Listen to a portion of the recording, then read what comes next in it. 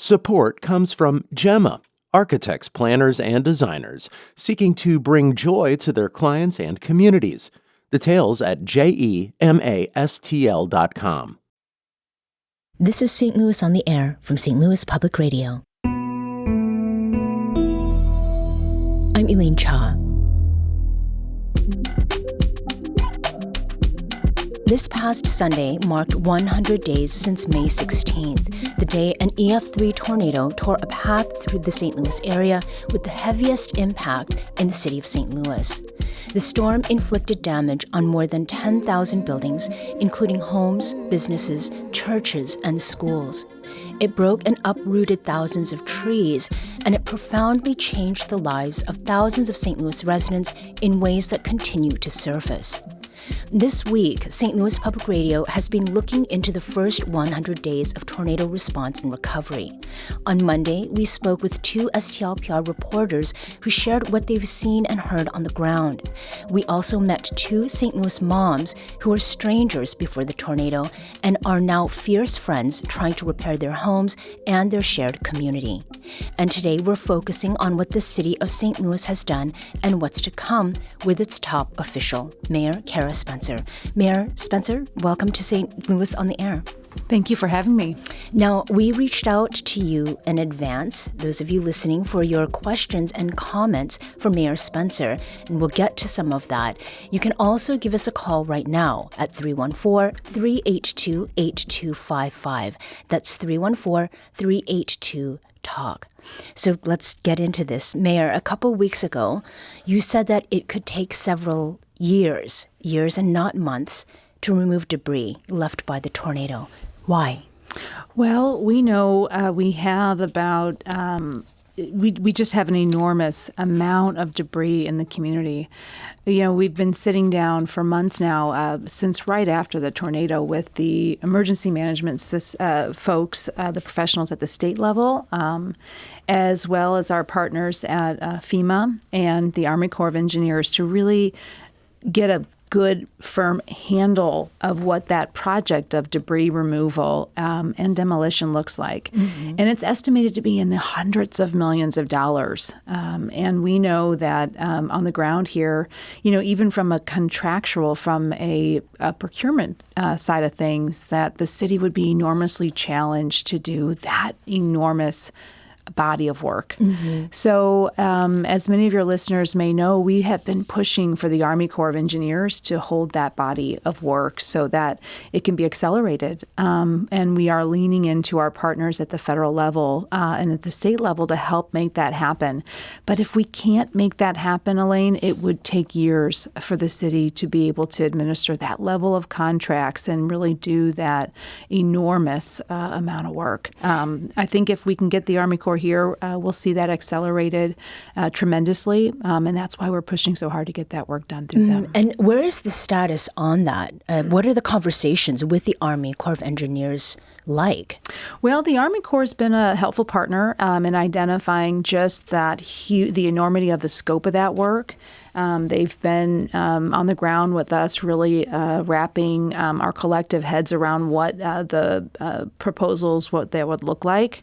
But it's not up to them whether or not they'll do that work. You know, one of the really, really serious challenges right off the bat has been the changing underlying federal system. You know, right off the bat when the tornado hit, you know, our office was really gobsmacked, if you will, by the lack of engagement, the direct engagement on the federal front. You know, when the Joplin tornado hit, for example, FEMA was on the ground immediately providing housing, temporary housing, debris removal, and really running the response. And in this enormous time of turmoil at the national level, you know, we were really left to do the vast majority of response here alone. Mm-hmm. And what that looks like is trying to figure out exactly how to do all these pieces. And so with the cleanup work, what is it specifically that puts it beyond the capacity of the city of St. Louis to handle it? Well, as I mentioned, the ever-changing federal landscape, the rules were changing on a daily basis.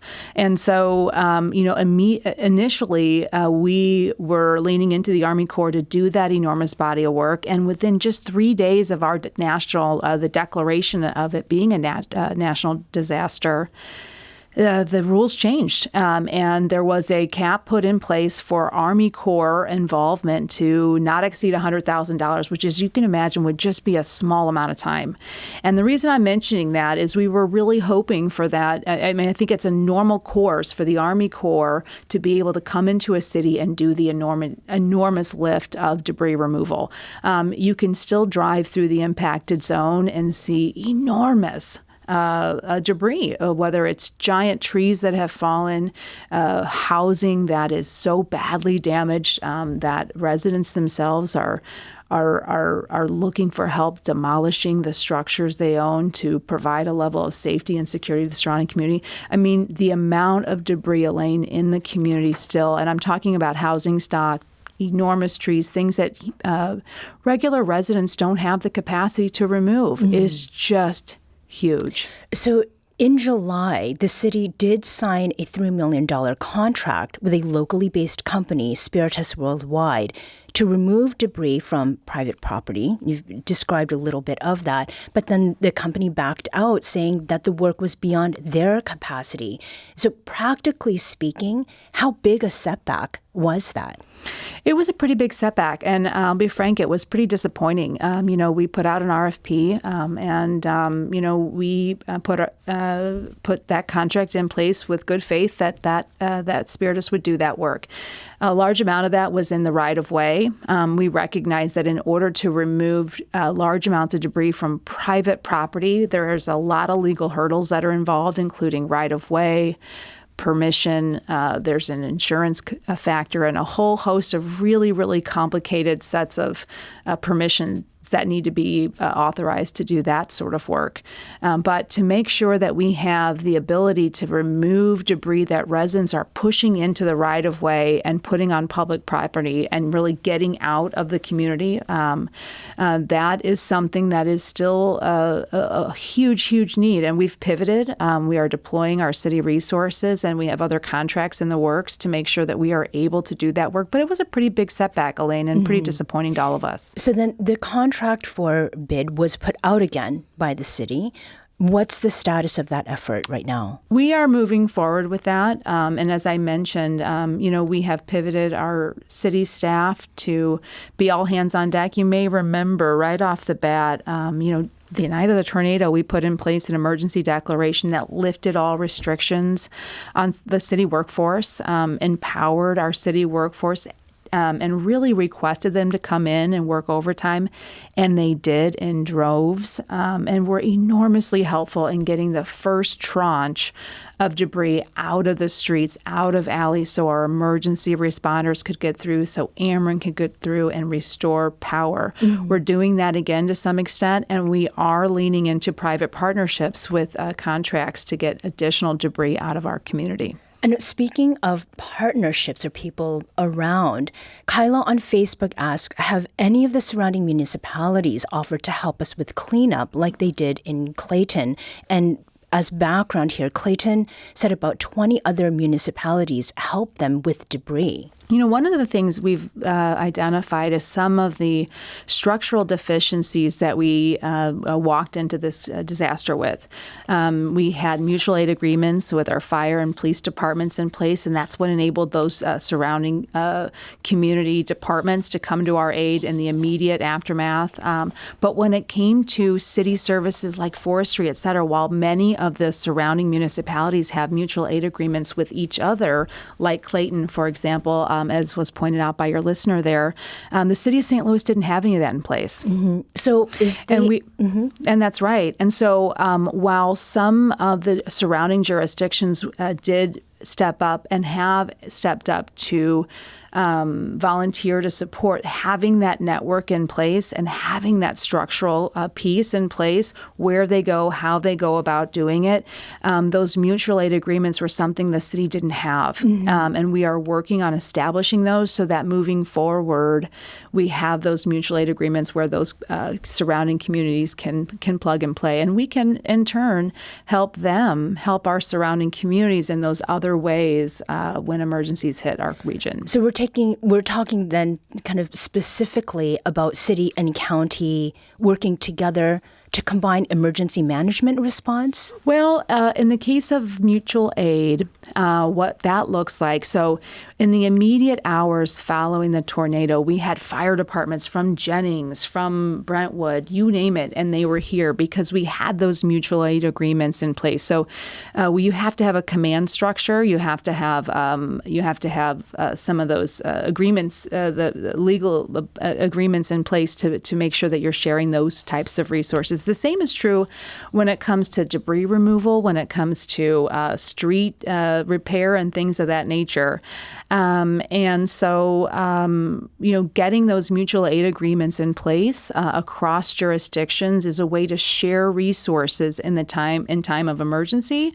But in other times as well, we're looking at ways to improve ways we respond or are able to support large events, for example, Elaine, and other things of that nature. But specific to emergency management response, do you think that city and county should combine?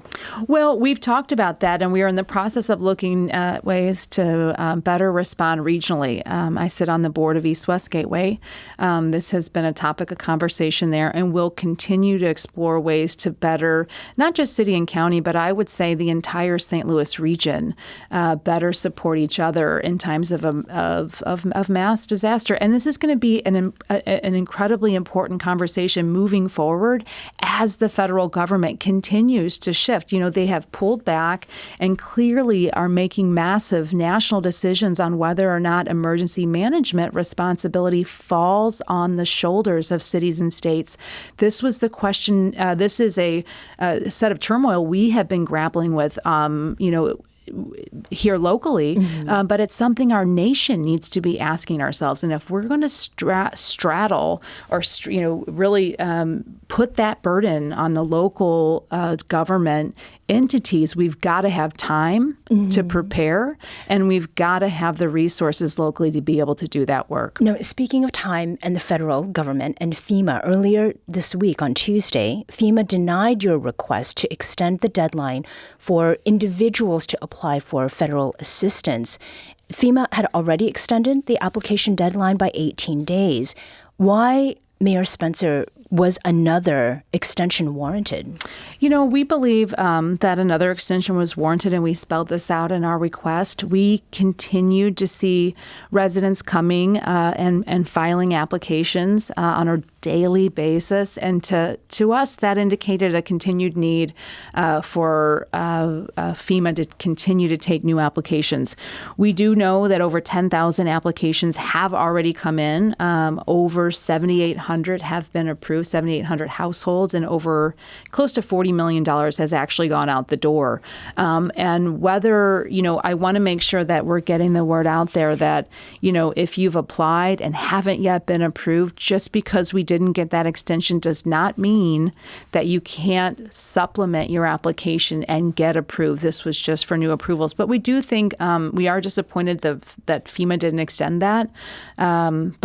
But we still have time to get those additional applications approved if they haven't yet been.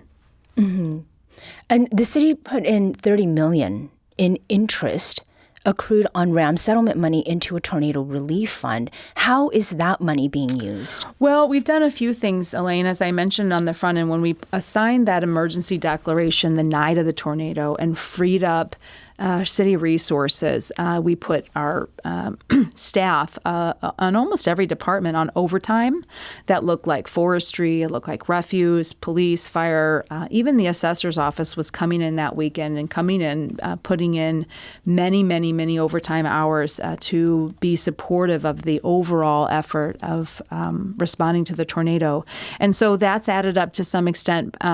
But we've also, as you mentioned, put together $30 million in interest from the RAM settlement funds into a package that looks like a handful of things. We are standing up some in a major way, the nonprofit community that stepped up on their own from day one, but making sure that we have some long-term funding for them to continue that work. We've also got disaster case management in the works there.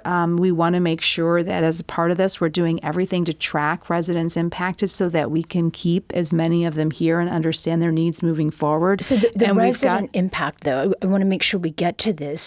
$30 million, is that money helping people fast enough?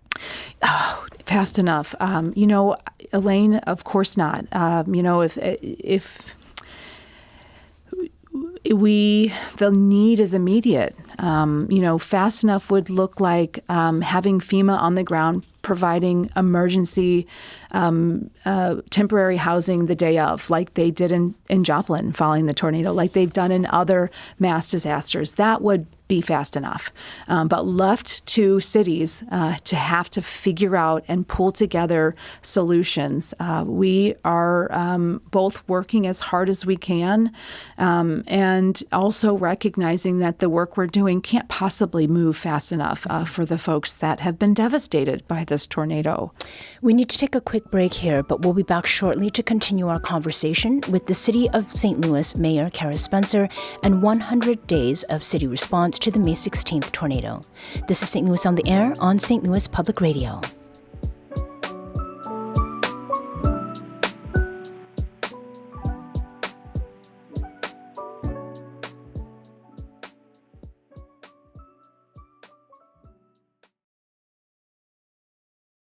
Welcome back. Let's return to our conversation about the City of St. Louis's response to the May 16th tornado, which tore through St. Louis 105 days ago. And we're discussing that with the city's mayor, Cara Spencer. Now, before the break, Mayor Spencer, we were talking about funds for response and recovery, how they're being spent. And in June, the Missouri legislature passed a bill to provide St. Louis with $100 million for storm relief. On Facebook, Democratic State Rep. Marty Joe Murray asks, Murray Joe Jr., that is, asks, where is that money? Has it touched down? Well, Representative Murray voted for that bill, and as who well knows, was appropriated through the Department of Public Safety. What we're looking to do, Elaine, is really do that, focus that on the initial huge body of work of debris removal and demolition that we need to have done. And as we lean into that work we were talking about earlier with the Army Corps, what the body of work looks like, whether we have to handle that here locally with our state partners or do that through the federal government. We'll determine kind of how we do that. But actually, the state passed two measures, that $100 million that goes through the Department of Public Safety at the state level, and a $25 million package that was really focused on and underinsured. And this was the result of some I would say, community engagement that the governor did, particularly in For the Ville, just a few days after the tornado, and sitting down with those folks and asking and hearing what was needed most. And it was to fill the gap for those that were un- and underinsured. And those $25 million are going through a process right now of RFPs, and we should hopefully start to see those funds reach the community here in the coming weeks. Mm-hmm. Those state funds are slower than we'd like, certainly, but the state legislature did pass a pretty unprecedented set of fundings, thanks to our representatives, including Representative Murray. Now, speaking of the timeliness as well of response, Melanie Marie asks, were you upset about the self-determined, self-deployed T-shirts by the People's Response? And do you, in retrospect, feel like it was a premature move to tell the community not to self-deploy? Oh, am I mad about that? Absolutely not. I mean, I think the community was right to self-deploy in the ways that many of the ways that they did. What I was speaking to, I think what was referenced, and I could have done a better job clarifying on the front end, was that in the night of the tornado, we were asking folks to stay home that night. And primarily because, we had a lot of gawkers, disaster gawkers, that were just truly, clogging up our roads and gawking at people's misfortune. We saw it throughout the community, and it was really quite disheartening to see. We were asking those folks to stay home. We also had miles of downed electrical wires. We needed to get our emergency responders out. We needed to check every single house. And with folks clogging up our roads, just to view and gawk at what was going on was something we were very strongly discouraging. And I stand by that. But I also am so grateful to the folks who did deploy in many, many meaningful ways in the days following once we were able to get those emergency responders through. Now, this week, Mayor Spencer, City Hall made 2 announcements. On Wednesday, there's the announcement about who will be part of the Civic Leaders Recovery Advisory Committee. That's a committee that consists of 30 members total. What is that committee's charge? Well, the Civic Leaders Recovery Advisory Committee is really going to be leading, having regular discussions on leading kind of the big thinking on the recovery long term. But we also announced that we're opening up an application for a community-driven, resident-driven advisory council.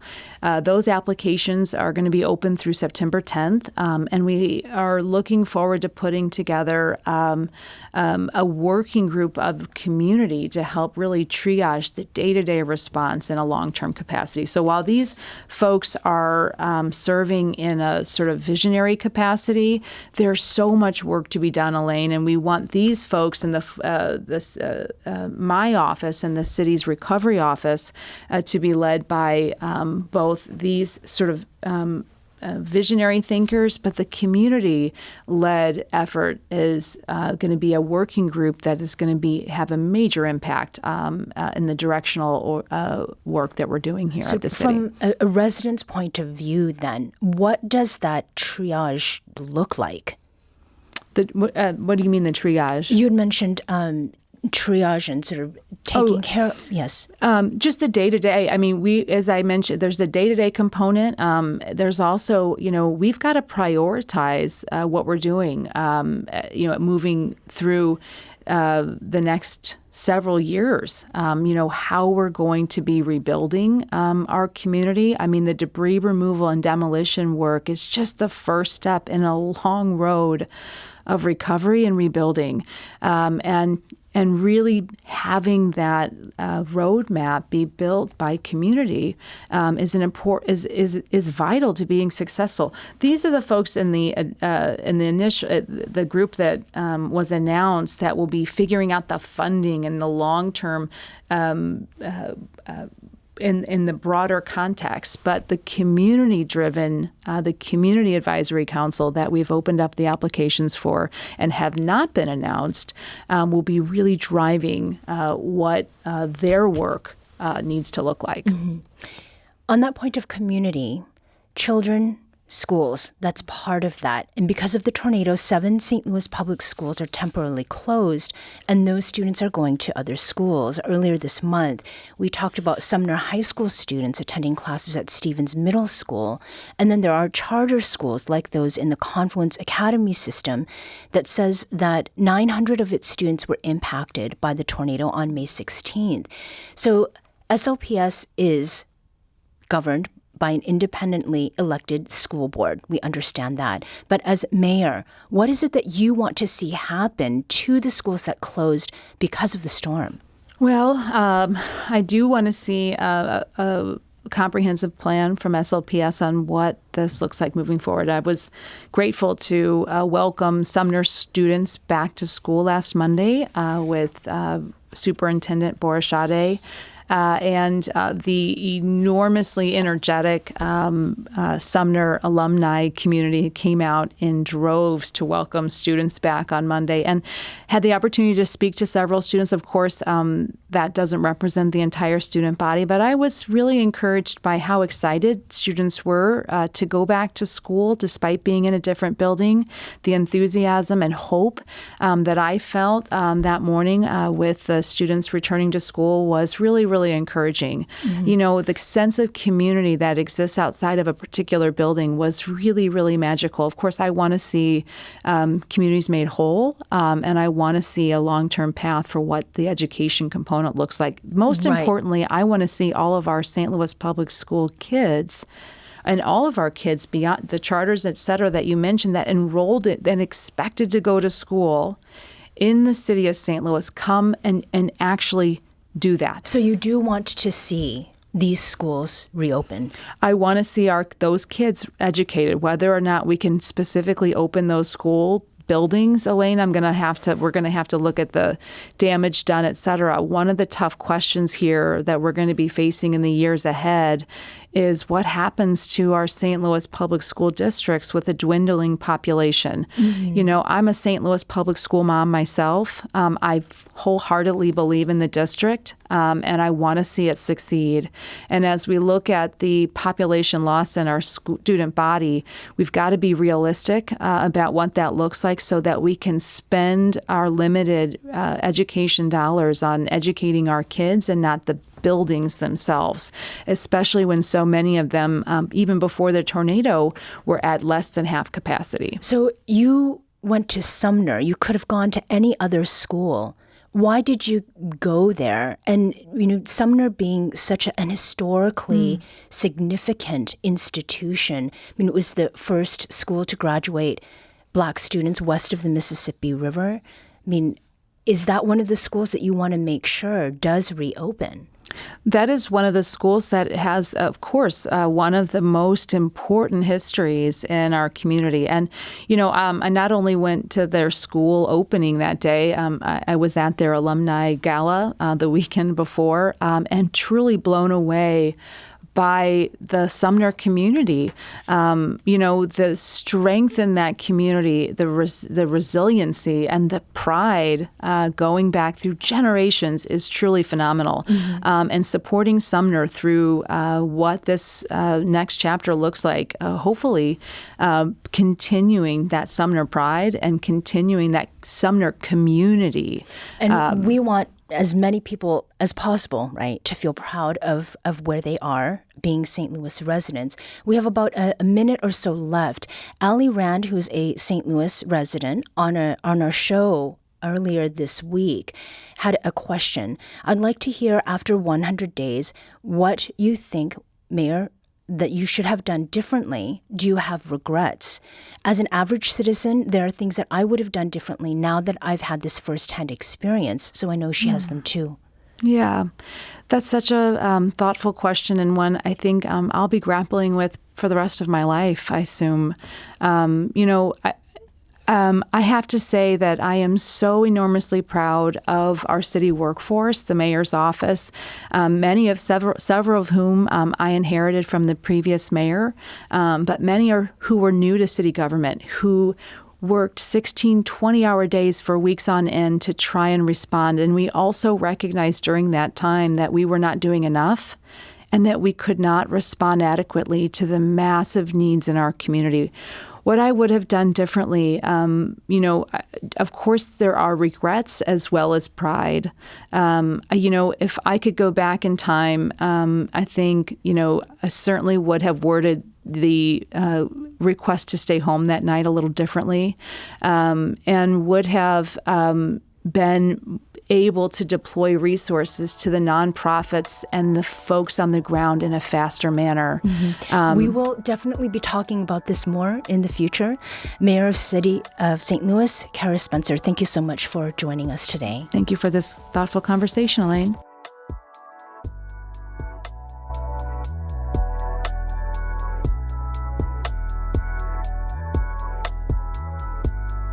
Today's episode was produced by our executive producer, Alex Hoyer.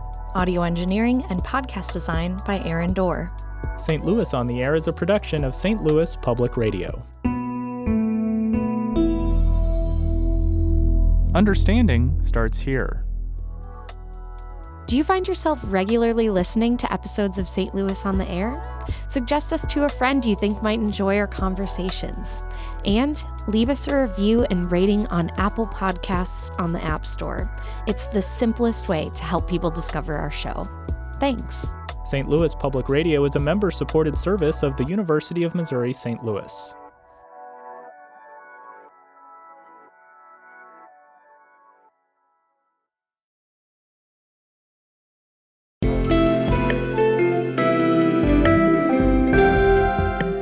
The Gateway brings you the day's news each weekday from around the St. Louis region and the state capitals in Jefferson City. Our schools are accredited. We don't need this bill. And Springfield. How many more years must pass before lawmakers see time is of the essence? I'm Abby Larico. Join me each weekday for The Gateway on the STLPR app or wherever you get podcasts.